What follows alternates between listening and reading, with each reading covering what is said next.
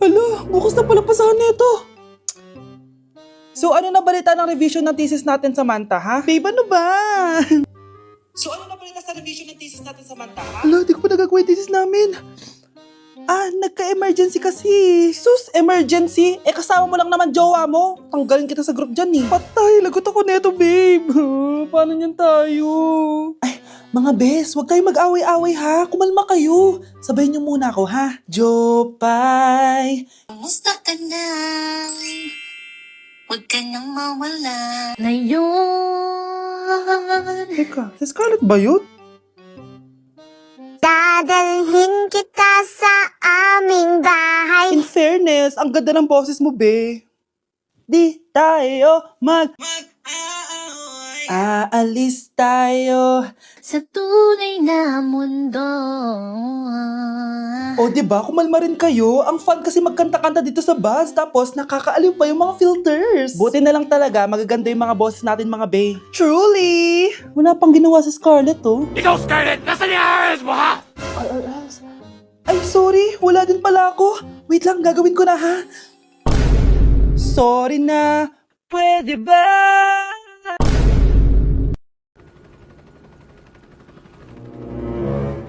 OMG, grabe yung baha, oh. For sure, marami naman nakurakot si Dad. Paldo.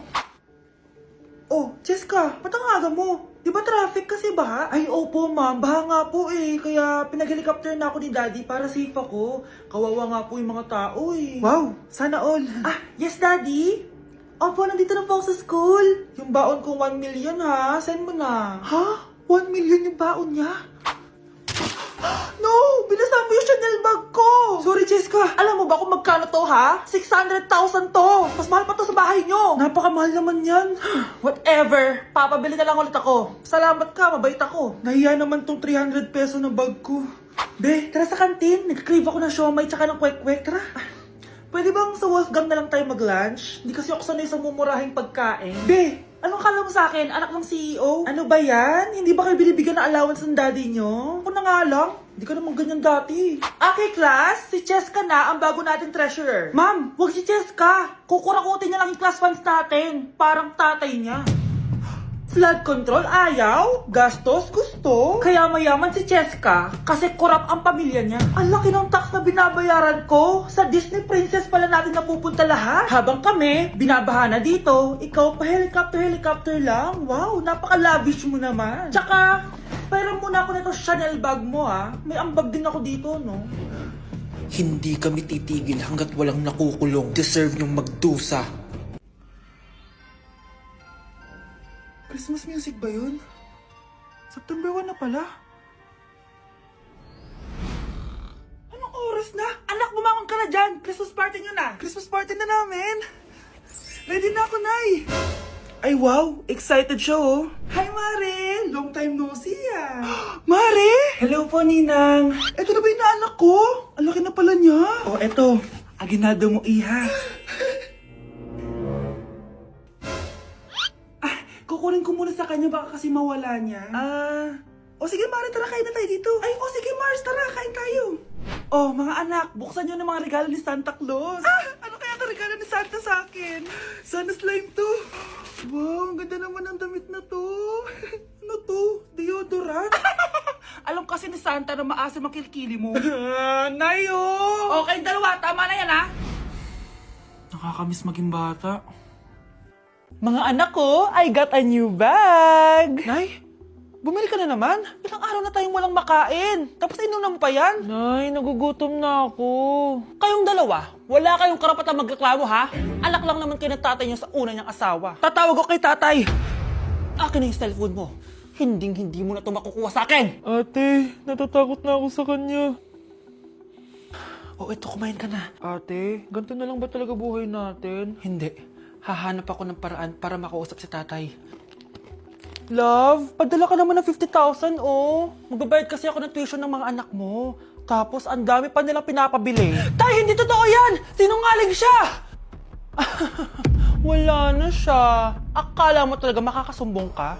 Talagang sinusubukan mo ko, ha? Walang iya ka talaga, tita! Ayan, diyan kayo nababagay. Ikukulong ko kayo dito. Wala akong pake kung anong mangyari sa inyo. Nay, tulungan mo kami. Ate, mamamatay na ba tayo dito? Tiwala lang, Kyle. Kakayanin natin to. Kyle? Ang taas ng lagnat mo. Tita, tulong! Dali natin sa hospital si Kyle! Ang ingay naman ng mga yun. May bago na naman akong bag. Kyle! Delivery po. Salamat naman, dumating na yung bago ko cellphone. Oh, ano pa ginagawa mo dyan? Binayaran ko na to sa online. Tama nga sila. Inuubos mo lahat ng pera ko sa mga luho mo. Ha? Ramon? Umuwi ka? Kukulong ko kayo dito. Wala akong pake kung anong mangyari sa inyo. Grabe ng pinagagawa ng babaeng to. Ginagawang hayop ang mga bata. Ramon, kailangan mo nang umuwi dito. Walang iya talaga yung si Rosa. Lumayas ka na dito, ah. Ayaw ko makita yung pagmumukha mo. Tsaka lahat ng mga pinambibili mo, bayaran mo to sa akin. Tapos na ang maliligayang araw mo. Tulong! Scarlett! Scarlett! Tay! Kyle! Okay na si Kyle. Buti na lang, agad niya siya nadala dito. Sorry mga anak. Kung alam ko lang, uuwi ako agad. Tay, ang importante, nandito ka na. Yay! Nandito na si tatay! Makakain na ulit tayo ng masarap, ate! Huwag kayong mag-alala, anak. Hinding-hindi na kayo malalapitan ng babaeng yon. Pangako. Anak, nakita mo ba yung cellphone ng tatay mo? Nilagay ko dun sa loob ng kabaong niya bago siya ilibing. Ha? Ba't mo naman ginawa yun, anak? May mga importante laman dun. Baka sakaling buhay pa siya para matawagan niya ako. Ay, Diyos ko talaga tong batang to.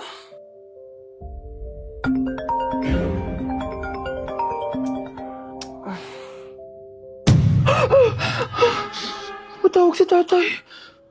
Nay, kailangan natin pumunta sa sementeryo. Tumawag sa akin si tatay. Anak, pwede ba? Wala akong oras makipagbiruan sa'yo. Marami pa akong tatapusin trabaho. Pero Nay, pag di ka pa tumigil, kukunin ko yung cellphone mo.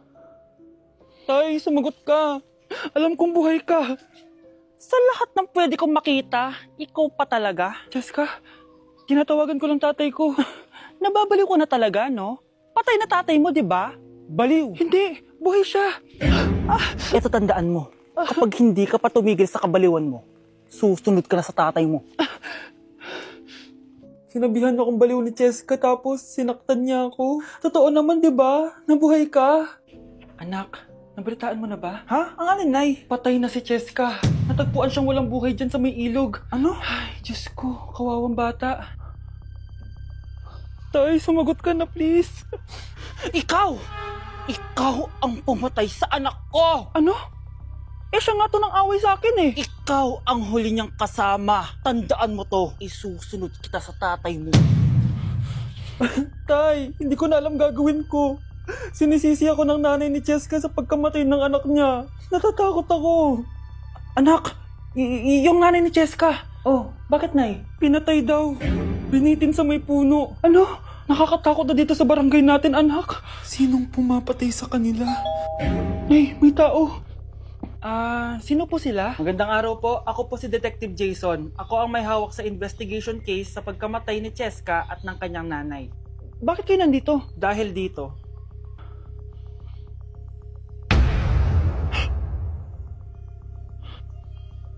Nay, ikaw pumatay sa kanila? Oo, anak.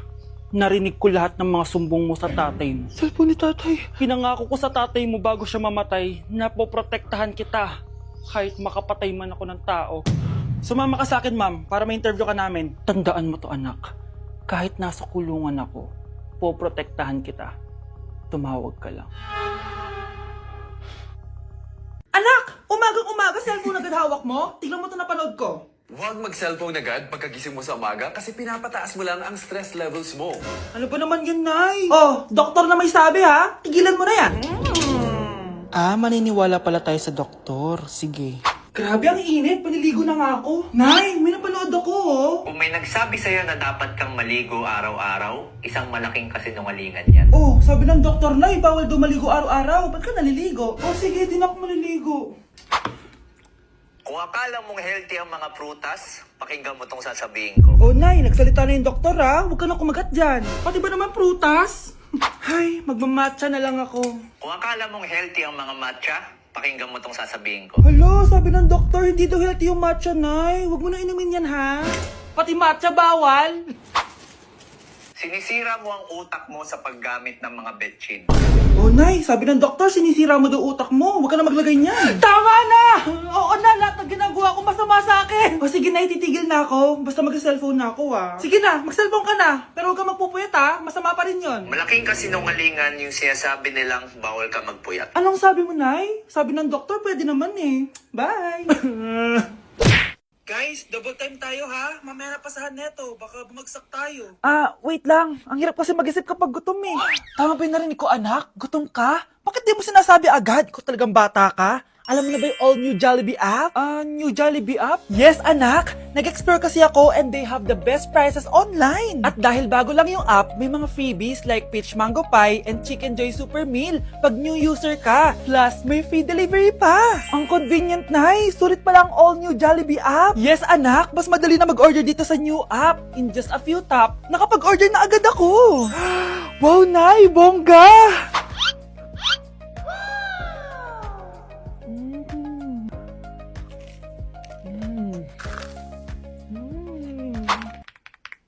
Ayan, napasa ko na yung research namin. O, diba? Sabi ko sa'yo, ikain mo lang yan eh. Kaya ikaw, i-download mo na ang all-new Jollibee app. Order na!